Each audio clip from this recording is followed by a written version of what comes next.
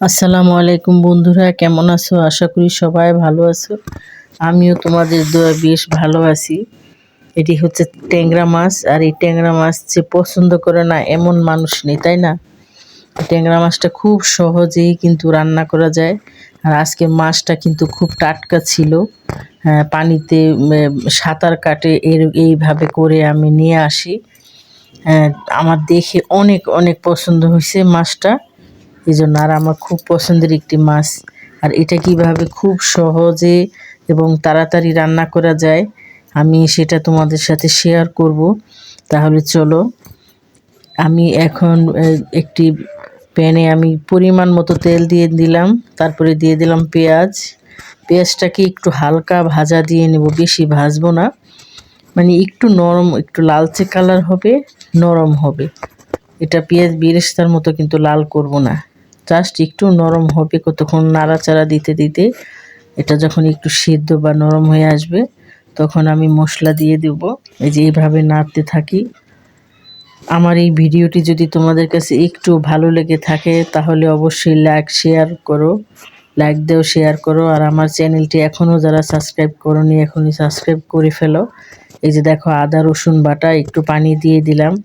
আর তোমরা তো যারা আমার রান্না দেখো তারা তো জানো। বা এই যে দেখো, আমি কিন্তু পেঁয়াজের মধ্যে কিন্তু একটু পানি দিয়ে তারপরে সমস্ত মশলা দিই। তাহলে কি হয়, মশলা দেওয়ার পরে যে একটা ঝাঁজ আসে, ওই ঝাঁজটা কিন্তু আসে না, আর মশলাটা পুড়েও যাবে না। মশলাটা কষিয়ে এই যে দেখো, মাছটা কিন্তু আমি ধুয়ে পানি ঝরিয়ে, আর সব সময় তোমরা মাছ ধুয়ে কিন্তু একটা চালনি বানিয়ে রাখবা।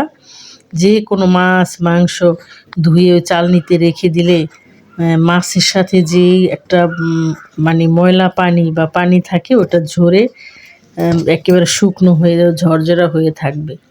এখন যখন মশলার উপরে এরকম তেলটা ভেসে উঠবে তখন দিয়ে দিব টমেটো।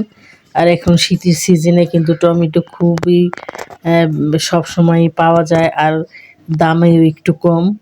এখন টমেটো দিয়ে তারপরে আবার একটু নাড়াচাড়া দিয়ে এখন দিয়ে দেব পরিমাণ মতো লবণ। লবণটাও যার পছন্দ মতো, যেরকম কেউ কম বেশি খায়। এখন এইভাবে আরেকটু কষিয়ে তারপরে আমি পানি দিয়ে দেব। যদি তোমাদের কোনো প্রশ্ন থাকে তাহলে অবশ্যই কমেন্ট বক্সে লিখে জানাবা।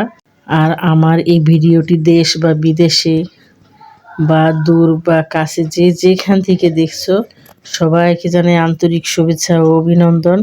আর আমার ব্যাচেলার ভাইয়েরা যারা বিদেশে থাকো, আমার ভাই ভাতিজা ছেলেরা যারা আছো, আমার ছেলেরাও কিন্তু বাহিরে থাকে। এখন তোমরা যদি দেখে থাকো তাহলে অবশ্যই এইভাবে করে রান্না করবা, খুব সহজে অল্প সময়ে। আর ট্যাংরা মাছ হতে কিন্তু সময়ও লাগে না।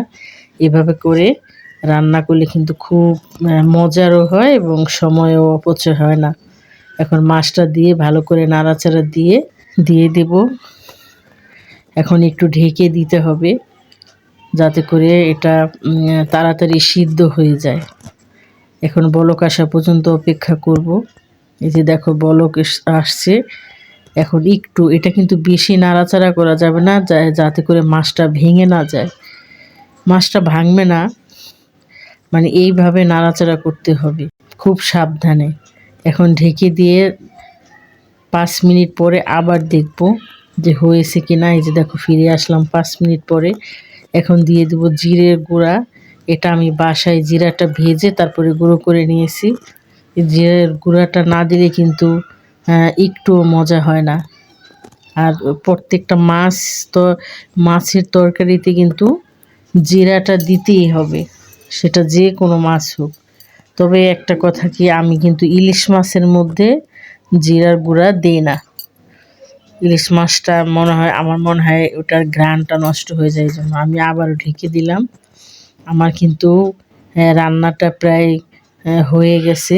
মাছটা খুব ভালোভাবে সিদ্ধ হয়ে গেছে। এখন দিয়ে দিলাম কাঁচামরিচ।